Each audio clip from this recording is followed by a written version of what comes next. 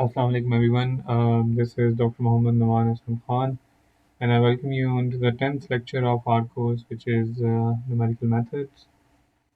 So, just a recap from the previous week, or previous working, we were just doing the implementation of the bisection method onto the MATLAB. We just learned in the last lecture about some of the basic commands of the MATLAB. Hopefully, you have seen in the textbook, chapter 1, some more commands you must have practiced it, and then we try to implement the basic actually code of the bisection method. Okay, we were doing actually the one variable equation solution, and we are going to see the implementation of those methods into the MATLAB. With this, we will be learning the syntax of the MATLAB, with the basic commands of the MATLAB. We are getting familiar with the environment of the MATLAB.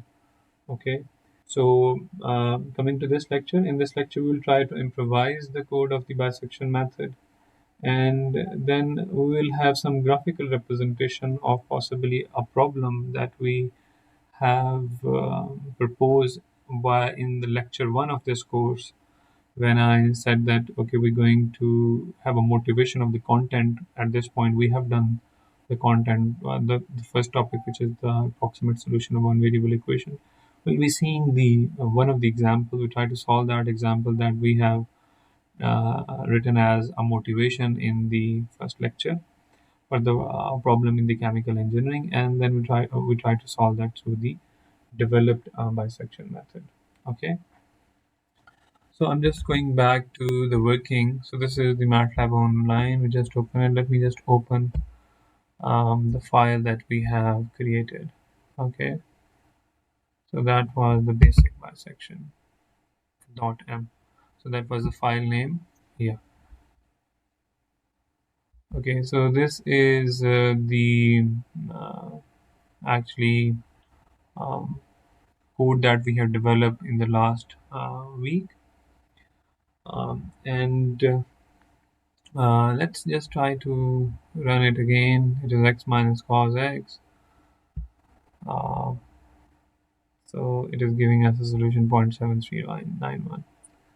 Now I will, going back to as I told you, let's try to solve this particular problem, which I just taken the slide from our lecture 1, which is about the temperature in interior of certain material. So that temperature is defined by the equation e power minus zero point 0.5 t cos hyperbolic inverse in the argument e zero point 0.5 t is equals to k by 2 in the square root.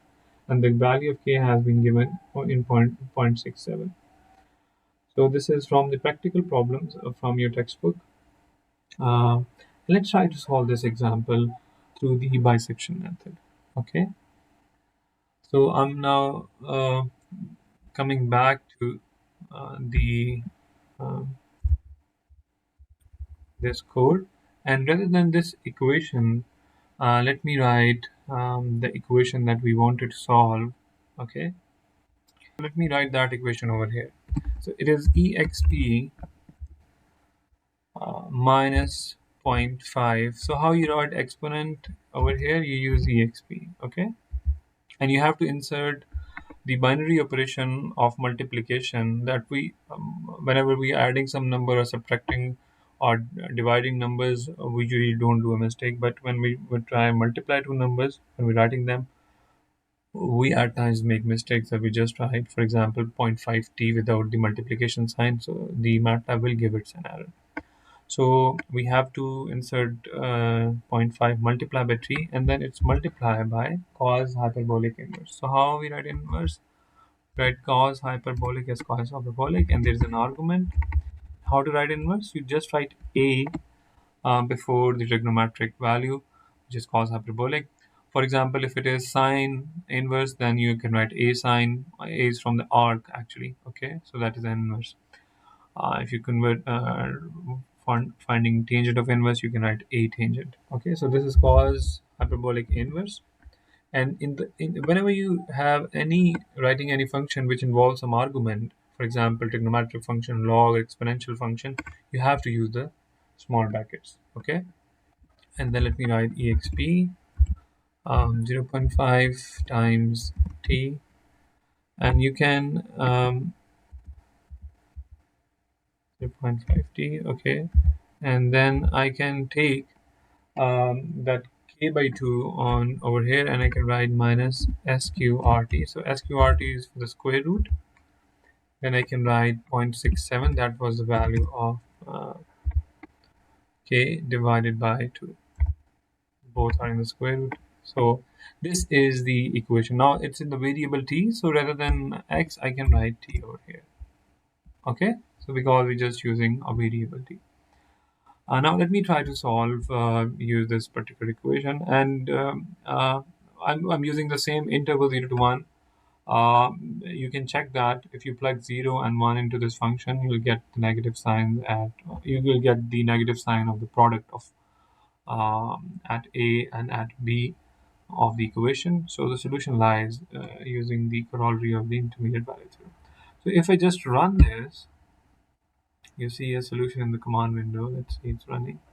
Okay, just given a solution 0.5151. Okay, you see, we got a solution of the problem that we have defined uh, in our lecture 1 as 0.5151.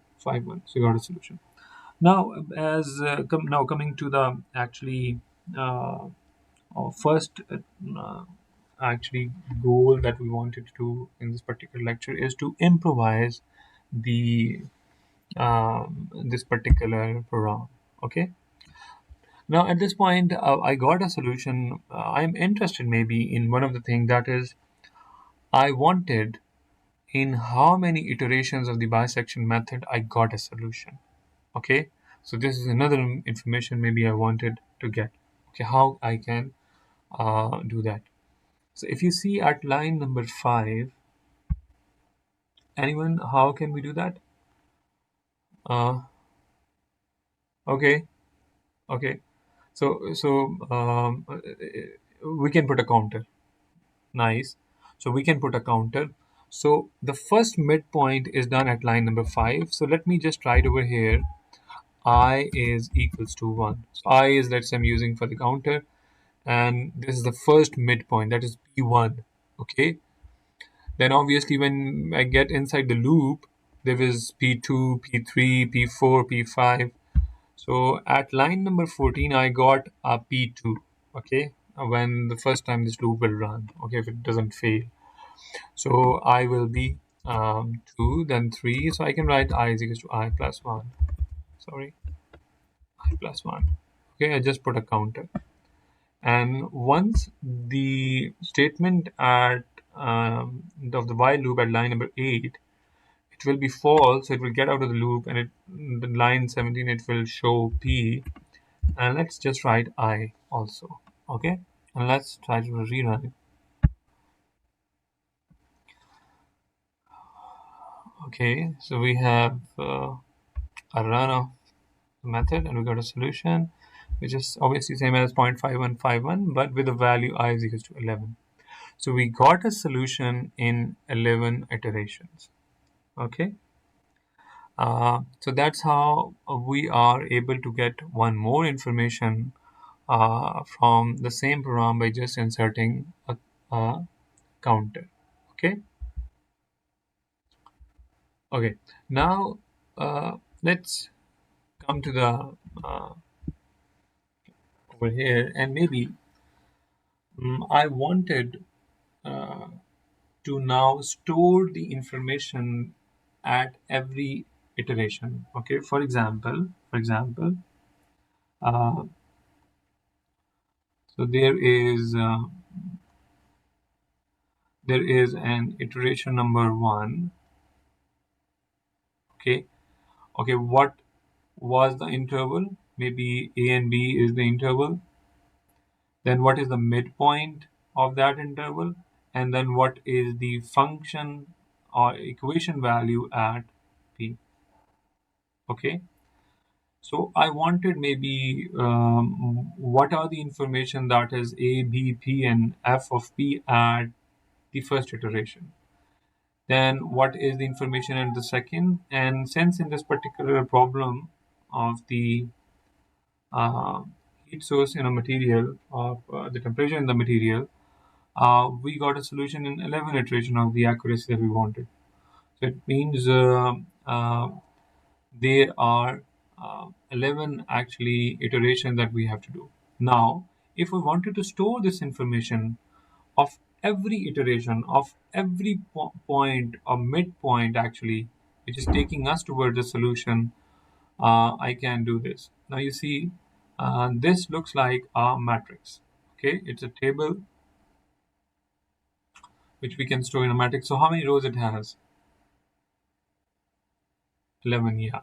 We got 11 rows, and how many columns we have? 1, 2, 3, 4, 5. So we have 5 columns and 11 rows. Okay, it means we wanted to store the information into this. Now, for example, let me just write over here, and we know how to write information into the matrix. So let me say I is equals to 1. Okay, so the value of I is 1. So in the first column, so there are two indices of the matrix A. If I wanted to store information in matrix A, there are two indices. One is a row, another is a column. So in column number 1, I am going to store I. So the initial value of I is 1. So it is being stored over here. Okay. Now, what I'm going to store in column number 2? 1, yeah, A. Good. So in column number 2, I'm going to store A. In column number 3,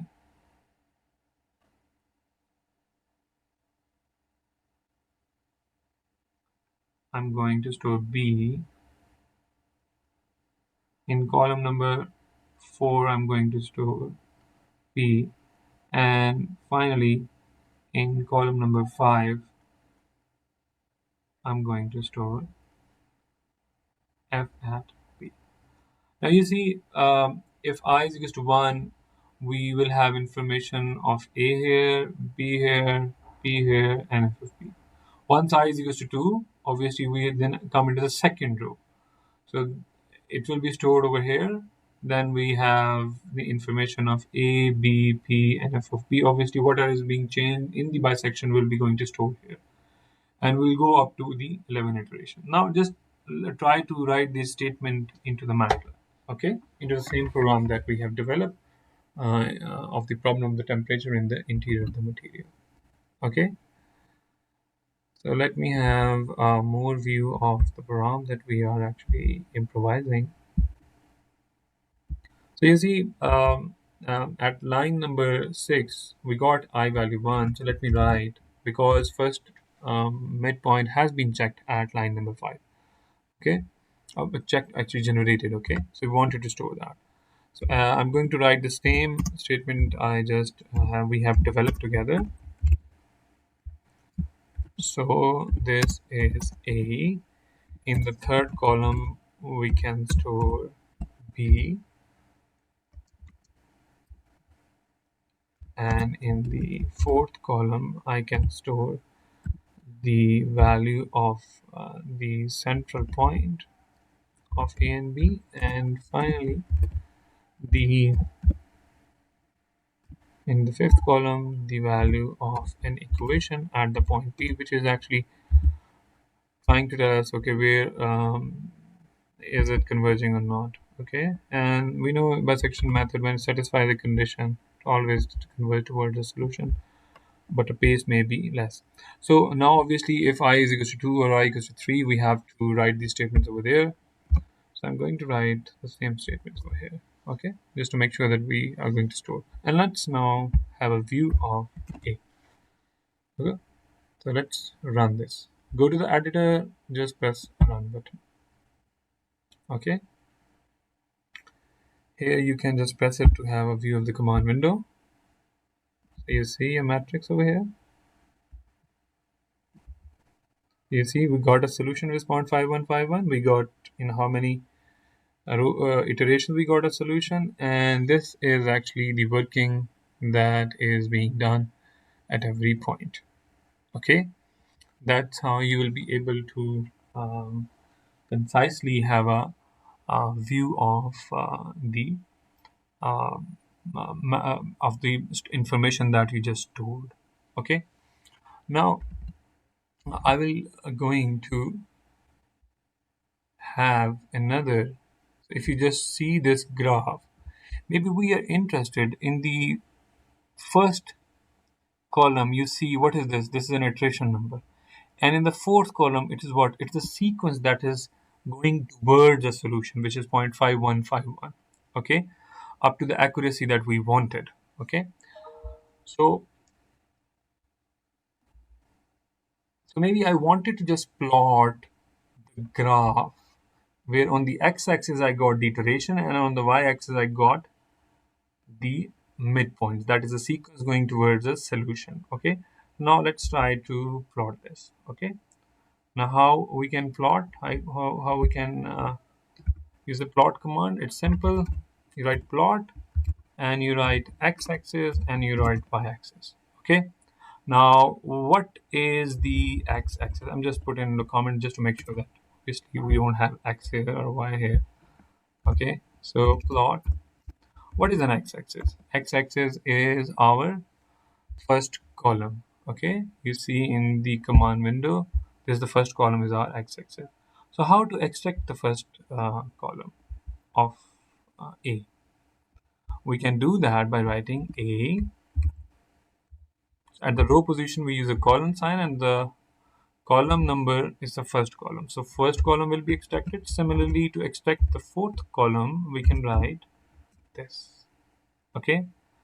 Now, this is just a simple, the minimum actual information of the plot command. I'm going to plug this and then just run this. Okay, you see obviously all the values of P, I, A will be there in the command window, but will be another window that is being popped up with the name figure 1. Okay, now you see that this is the pattern. On the x-axis you got the iterations and on the y-axis you got a solution going towards the value of the temperature, which is 0.5151. That is the temperature in the interior of the material.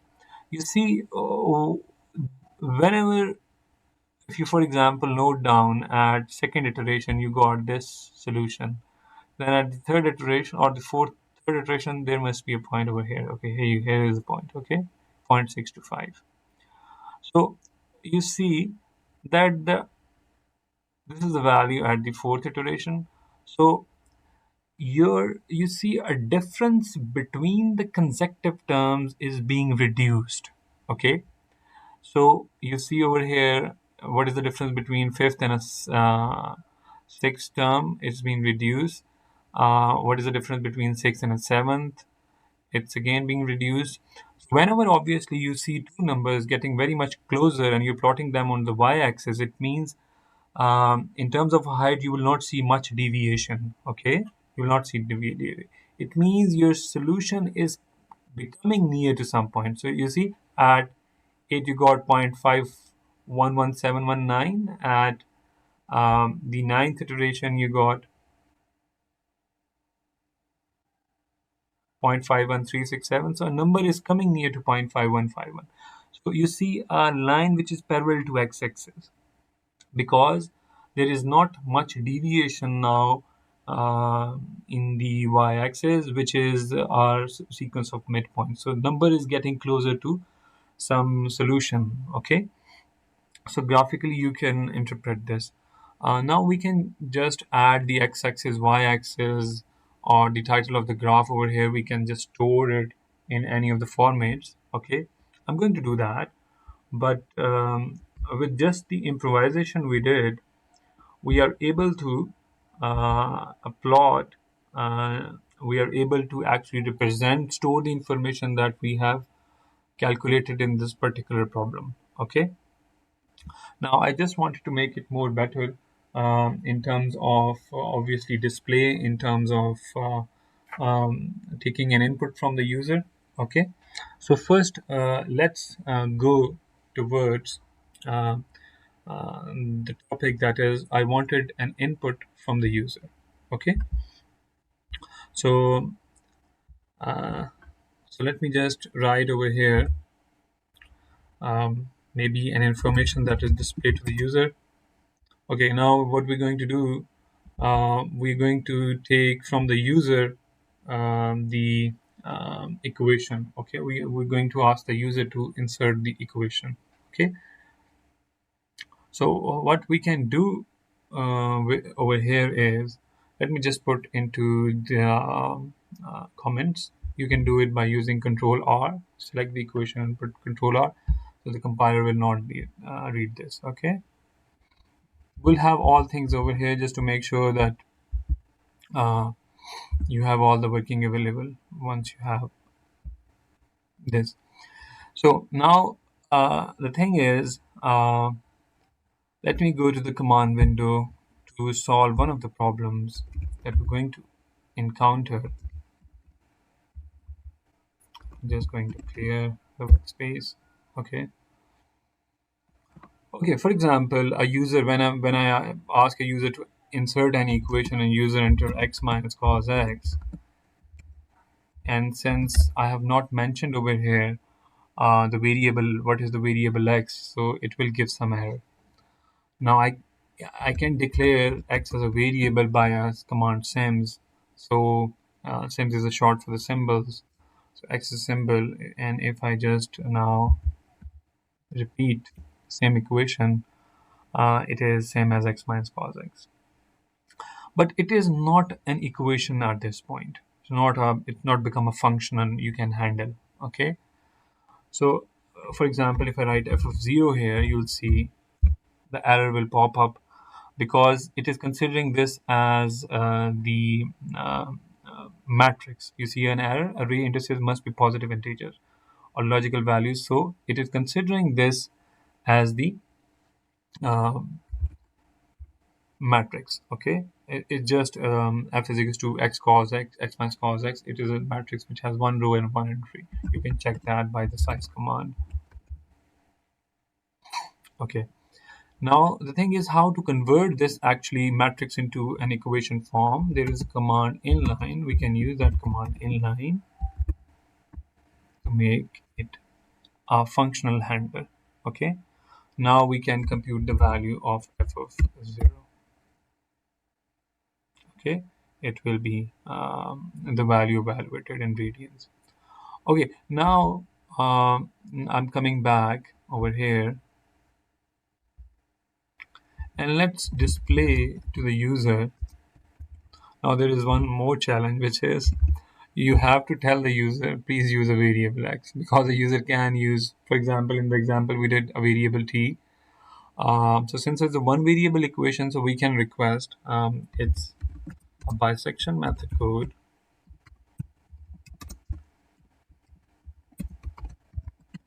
and we can request please use a variable as x. Okay, just if you have any equation and there is one unknown, just name it as x. Okay, this is the request we just did from the user. And now let's take an input. So f is equals to input. So what is the syntax of input statement? You just write input, enter the equation, and we can write \n just to make sure that once this information is displayed, our cursor will be on the next line. Okay, \n will take you to the next line. Okay, so if a user will enter x minus cos x, will there be an error? Yes, there will be an error because we have not declared the x. So let me write sims x. Okay, and now let me make this as the equation. For a functional handler, we can use an inline command. Okay, we have taken an input from the user, which is an equation. Now let's take the input variable a. So let me ask user to enter the. You can, by the way, take the total interval as an input. I'm just wanted to go with the actually our observation that we have done. So let's just go with that. Enter the left end of the left end, end of the interval. or a minimum value in the interval. Okay, so we requested from a user to insert this, and now we can request for the right hand. Okay, so let me just. Now we have an interval with us, which we have stored in the variable b, and now we want a certain accuracy to be achieved. So let's take the input from the user. So enter the uh, accuracy to be achieved. Okay. So now we have done the inputs. We have taken the inputs from the user. Okay. All the other things will be same because so there is the process same from 14 onwards. Okay. So we'll be able to get that. Let's just run this statement and then we'll come back to make it more comprehensive. Now we have make a program. Okay, there isn't some error in the display command. Let me just see.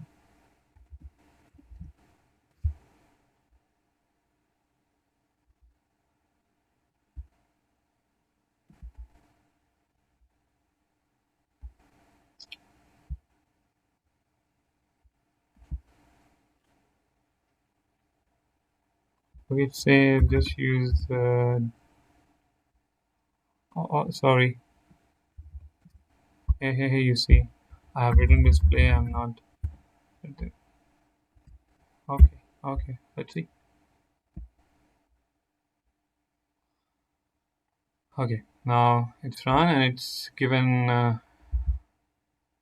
It's a bisection method code. Please use the variable x. Enter the equation. So let me enter the x minus cos x.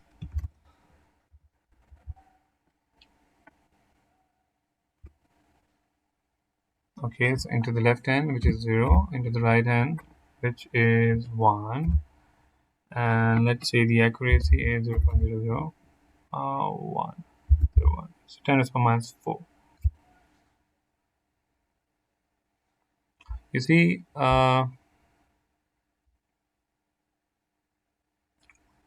if you just see a command window first, we got a solution 0.7391 in 13 iteration. All the iterations are stored here in a particular manner, and this is the graph that you see of the sequence. Now you see a line parallel to x-axis, so it means the difference between the consecutive points is becoming smaller. Okay, so the sequence is taking towards some point. Okay, it is convergent.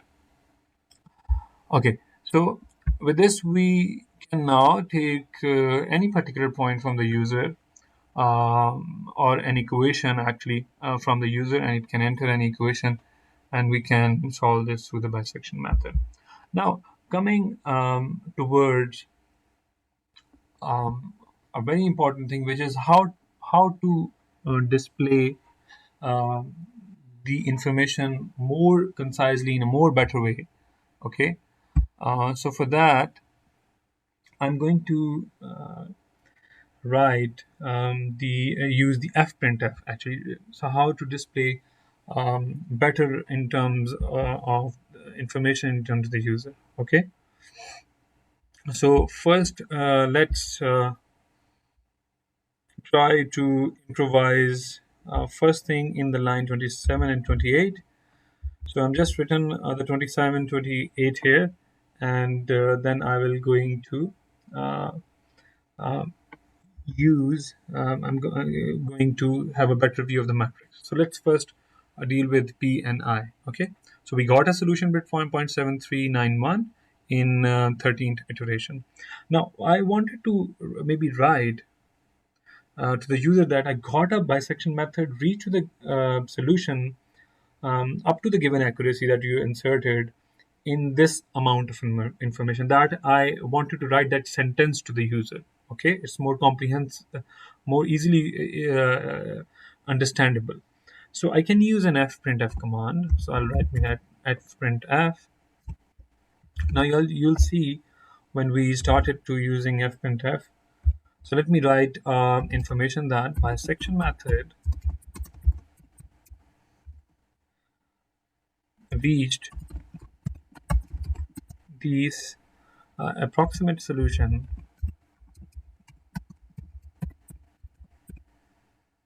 or so we're talking about the accuracy up to certain level. So the solution is approximate. We can deal that. So bisection method read the solution. Now the solution is what? It's in the number p. And what is p? P is actually a floating point. Okay, it's not an integer value. So I can write percent point. So I'm not going to write this amount of information I needed. So I'm not going to write 14 point or something. I can write point. Okay.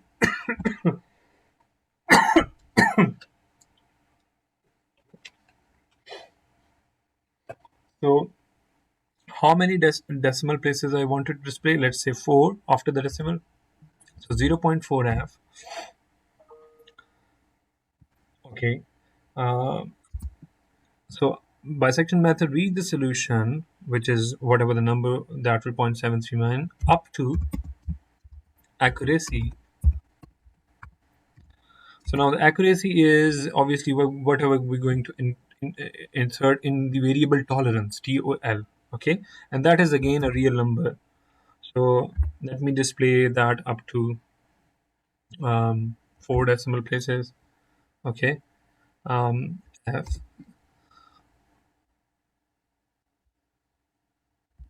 So here this is up to 10 is form up to the tolerance. In how many iterations? Now iterations will be an integer value.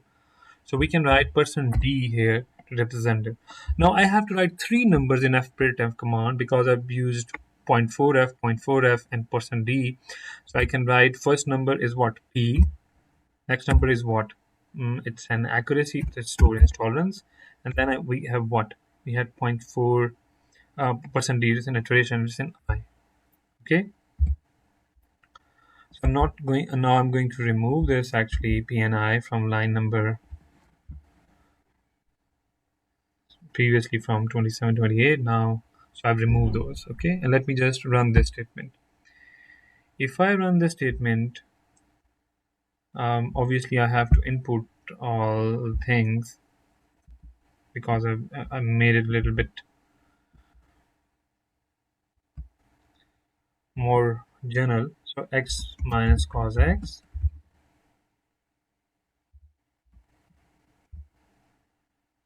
This is the equation. Left hand is 0. The right hand is 1. And tolerance is 0.001. Okay. So this is you see a graph, you see something. Let me go to a little bit above than the command. You see this statement over here. So you see bisection method reach the solution 0.7393 up to accuracy this in 10 iteration. I'm not forget to write the iterations. I think that's why.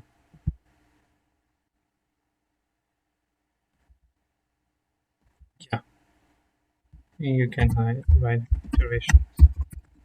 Okay, so now it's a more understandable actually sentence that a user can understand. Okay, now if you see a matrix A, we have to improve this representation of A that we see in the command window. So now if you see the matrix A here, you see in the first column there is 1.000, 2.000. Now this is a decimal point, this is an integer value. It should be displayed like 1, 2, 3, like this. Or for example, you see in the second column there are insignificant digits after some point, so we don't need it. Okay, so and also we want to add some headers to this table. That is, what is this column number 1, column number 2, column number 3, 4, 5. We need to give more information in terms of the output to the user. How can we do that? Okay, let's so we're going to write the matrix A in a more user-friendly way.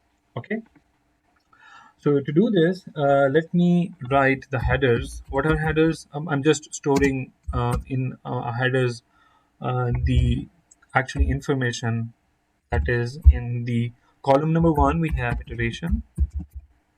Okay, what is column number two? Column number two is the left end of interval. So let me just write left hand. Then in the column three, we have the right end of interval. You can write anything which you feel more better in terms of the understanding in a particular problem. So in the bisection method, let me write the fourth column as a midpoint and the final as f at midpoint. Okay, so these are the headers that I have I'm going to use, and let me uh, add that uh, right over here like this, f printf.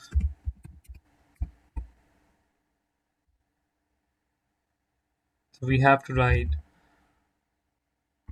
these headers into the matrix A. Okay, and obviously we have to now remember the command. Then when I'm saying a percent sign that we use, for example, we're using a percent sign. The first variable is iteration, uh, so I'm just going to write minus 10 s. Okay, what is s here? We previously used f and d. S is for the string, so we need 10 characters and it will be minus sign, so it will be aligned towards the left. Okay, so the iteration will be aligned towards the left. Then we have the second variable, which is left hand. So let me write over here percent sign, and let me write 15 s. I'm just taking 15 characters because iteration is just one integer, but I wanted a certain length of the interval, a width actually of the interval. Okay, so that width will be constant in terms of the iteration left and the right hand. So let me write a 15 character space for the left hand. Then we have a 15 character space for the right hand. I'm just writing this for the headers. Okay. Then we have 15 as uh, for the midpoint, and then finally for the f at midpoint. Okay. And since I've just aligned to the left, so I can put the negative signs here.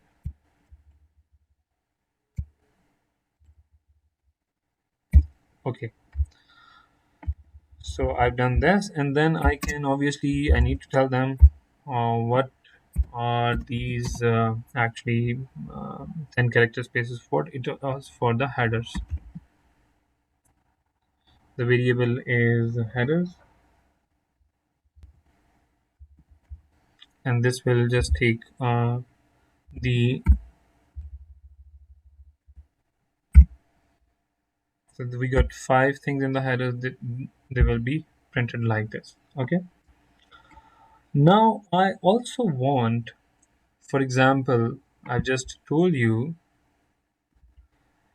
So these are the headers we're going to put into the row column number. Then obviously in the column one, I just need 1, 2, 3 rather than 1.000, or at this column number 2, the 0.00 after the point 0.5, these 3 zeros are insignificant. We don't want it. Okay. So I'm going to write now a statement which will be dealing with this particular issues. Okay. So I'm going to make a loop here which will start from 1. So let me write I j maybe. Okay, the I has been already used, so we can use I. Start from 1 till the size of a comma 1. You remember, if I get a size of a, it means the rows and column. If I write 1, it will give me the rows. Okay, and let me write f print f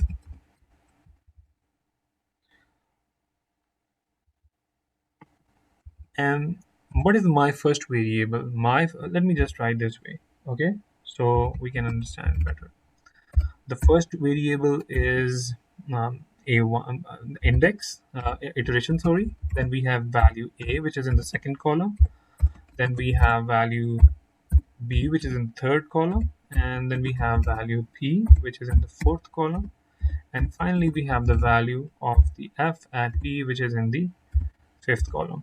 Now the first value is what? It is an integer value. So let me write percent minus, so I have to align with the same that I've done with the headers. It is minus 10, uh, minus 10, and let me write d here. So it will be considered the first column as an integer value. Then for the second, I can write minus 15 because I have to align with the uh, representation over there. And since now it is the value of a, which can be any real number, so let me just have a representation up to 4 decimal, okay, in this particular problem, let's say, okay. Then we have, or maybe you can convert it to, let's say, 6 decimal, because we have seen a 4 decimal representation. Let's try to go to 6 decimal, okay. So we got 6, then again minus 15.6 for the variable b. I forget to write f here, it's a point and a negative sign here. Okay, I just have to write the same thing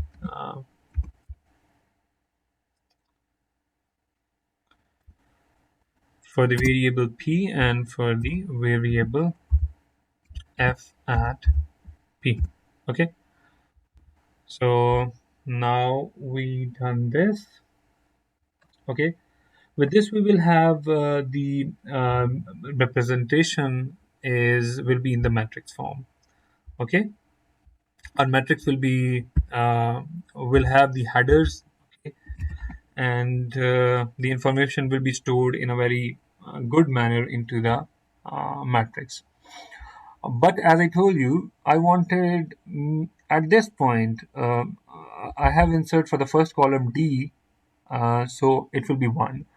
But to remove these insignificant numbers, actually, rather than f, we can write g. So it will be a float, but up to significant digits. Okay, so we can write g rather than f to just have the representation up to the significant digit. And let me just write backslash n. So with every iteration, we'll be going to the next line. Okay, so we have to make some changes. I've just taken the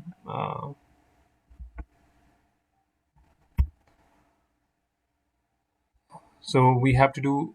I have just taken the headers up over there, and I just run this, and into the equation is it x minus cos x. Then I have the interval 0, the right hand is 1, and the accuracy is 10 to the minus 4. So now you see we got the solution of the bisection method is over there, and you now see a very concise view. Okay, so these are iteration in the integer values, no insignificant digits. Okay, and you have the display of a matrix A in a way you have the headers over here. Okay, so with this we will be able to have a better view of actually our output, a concise view to the user. Okay, now coming toward the last thing of this topic, which is about the plotting. So you see a plot over here. What you can do more with this plot is you can insert maybe the uh, some title to the graph. Okay, you can do it by using a command title. Okay, and you could put a title over here. You can also, so the matter will help you, okay, in this. You can just go to the help command or the documentation of the plot, where you can do this, okay.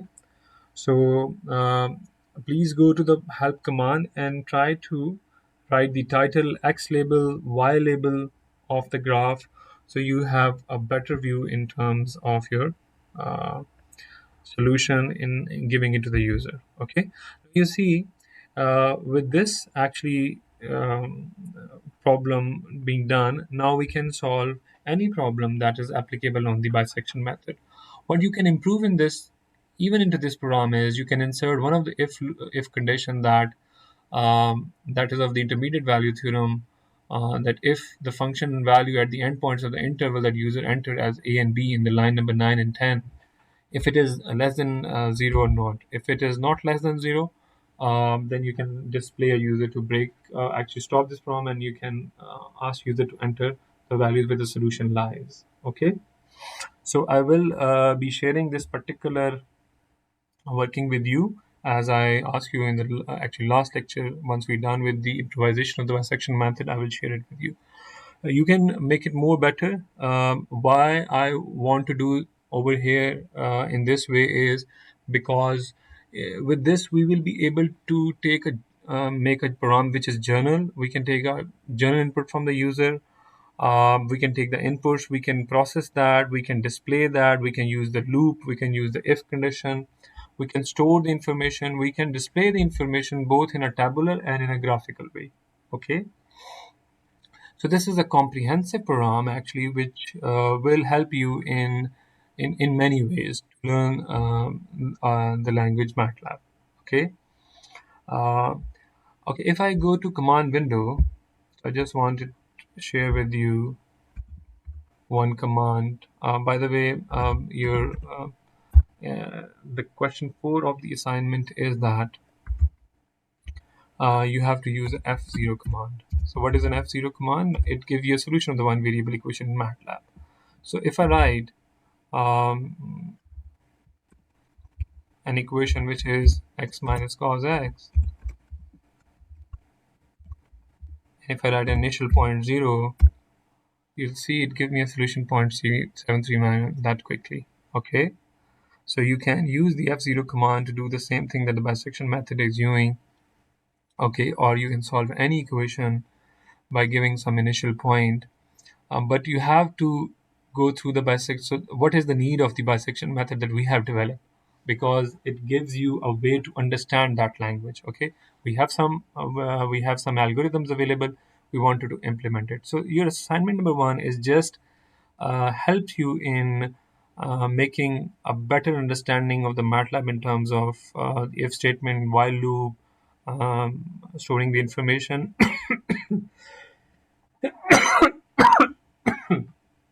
by storing the information. Okay, and using the loops.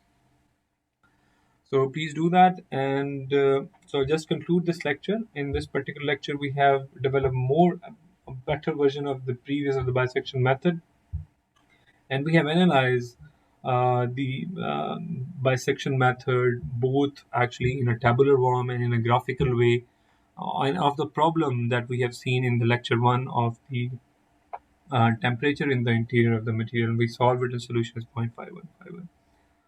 Uh, it's a lot of things that you have to do by the end of the assignment, but you will have a good time hopefully, because you have a tool now which can give you solutions.